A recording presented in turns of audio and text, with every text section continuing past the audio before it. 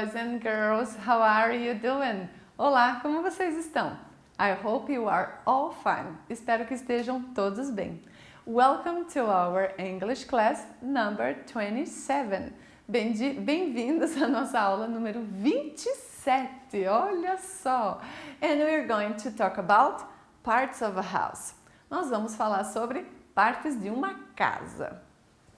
O objetivo proposto para esta aula é construir repertório lexical relacionado a temas familiares, escola, família, rotina diária, esportes e lazer, e ter o conhecimento dos recursos gramaticais da língua inglesa para o uso do there plus to be. Então a gente vai voltar a falar, como nós já falamos do there mais to be, o there is e there are, lá na outra aula a gente volta a falar deles aqui com os cômodos da casa. So, parts of a house, partes de uma casa. Of course, an apartment or flat too. Claro que um apartamento também. Early learning at home is essential to children development, and one of the topics that can be taught effortlessly at this stage is part of a building. From the day the kids are born, they start to get to know and relate to the place where they live, whether it's a house, an apartment, or other type of structure. Então, aprender muito cedo em casa e sobre casa é essencial para o desenvolvimento das crianças e um dos tópicos a ser ensinado incansavelmente nessa época é a parte ou partes de uma construção, de uma casa. Desde o dia do nascimento das crianças, elas começam a conhecer e relacionar-se com o lugar onde moram, sendo uma casa, um apartamento ou qualquer outro tipo de estrutura. The first step is to learn important facts about their houses, such as the bathroom is where people take baths or brush their teeth. The bedroom is where people sleep, and the kitchen is made to cook the delicious food they eat. Então, o primeiro passo é aprender fatos importantes sobre a sua casa, como que o banheiro, que é o lugar onde as pessoas tomam banho ou escovam os dentes. O quarto, onde as pessoas dormem, e a cozinha, onde fazem a comida deliciosa que elas comem. Às vezes a gente acaba dormindo lá na living room, lá na sala, não é? Enquanto assiste um filme. Mas, porém, o lugar de dormir mesmo é lá no bedroom, no quarto. Então vamos lá? Vamos conhecer as partes da casa? Aqui eu coloquei para vocês, primeiro, um picture dictionary. Primeiro, um dicionário de figuras. E por último, vai aparecer então a palavra em português para você certificar de que foi aquilo que você entendeu, right? Então olha lá, a primeira parte da nossa casa é a kitchen, a cozinha. Kitchen, que às vezes dá confusão, inclusive eu já cometi esse engano, de falar galinha, chicken, ao invés de kitchen. É bem comum, então não precisa se preocupar. Se você deu essa escorregadinha, saiba que todos nós, inclusive professores, já cometemos essa gafe também. Kitchen. Agora, aqui, I thought it was a little bit confused. Eu achei que ficou um pouquinho confuso. It looks like a couch. Parece um sofá. Mas é que foi tirada essa foto de frente, tá? Então, bedroom é o quarto, onde estão as camas, ok? É para ser uma cama, ela foi tirada assim, então tá parecendo meio esquisito, ok? But it's a bedroom, é o quarto. Agora, a pronúncia desse cômodo é um pouquinho diferente. A gente vai ter que fazer o TH com o som de, que é o assoprar. Não é nem um F, esse som, nem um S, certo? É bathroom, certo? Bathroom, que é o som diferente, que então é o banheiro. Temos a diferença do bathroom para o banheiro e bedroom, que é o quarto, ok? bedroom, bathroom, ok? Bathroom, então, banheiro. Living room, living room, é a sala de estar. Aqui, a gente não tem a television, ela está aqui, ó, na frente da nossa figura, por isso, a TV. Mas é onde as pessoas se reúnem, tanto para conversar, quanto assistir televisão. Living room, living room. Agora, então, temos dining room, dining room, que é a sala de jantar. Em algumas das nossas casas, nós não temos uma sala de jantar diferenciada da cozinha, não é verdade? Mas aqui eu estou mostrando para vocês as partes da casa, principalmente nos Estados Unidos, ok? Então, essa faz a diferença. Nós podemos perceber que alguns cômodos de casa e apartamento, eles têm e nós não temos. Como, por exemplo, os armários embaixo de escadas, não é verdade? Algumas casas têm, mas a maioria delas não tem, que é para guardar chapéus, casacos ou enfim, não é? Coisas que se traz da rua. E nós acabamos não tendo isso, nós temos outros hábitos, ok? Então vocês vão perceber sim que alguns cômodos são diferentes, tanto na pronúncia quanto no uso, ou alguns deles nem existem lá, ou os deles não existem aqui, alright? Então vamos para o próximo. Garage, garage, que é então a garagem. Esse daqui é um do que a maioria do que nós não temos mais hoje. Porch, porch. Esse nome, inclusive, é até parecido com outro nome que a gente conhece, mas é a varanda.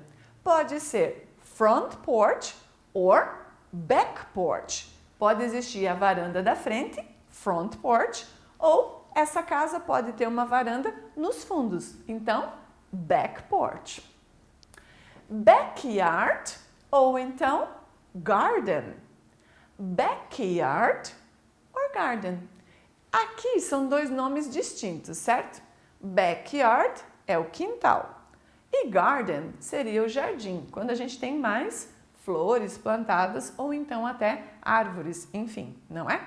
Mas pode ser tanto na frente da sua house quanto nos fundos, ok? Então, backyard, que inclusive deu origem a um desenho animado muitíssimo famoso há uns anos atrás, os Backyardigans. Lembram deles? Eu gostava muito, porque eles ensinavam muito as crianças e eles eram de uma forma bem lúdica, bem diferente. Então, os Backyardigans, eles iam para o quintal brincar, juntavam-se os seus amigos e brincavam, por isso o nome, Backyardigans, ok? So, backyard and garden. Driveway. Essa é uma das partes que nós não temos aqui no Brasil, ou que são partes diferentes, mas lá se considera uma parte da casa, que é a entrada da garagem.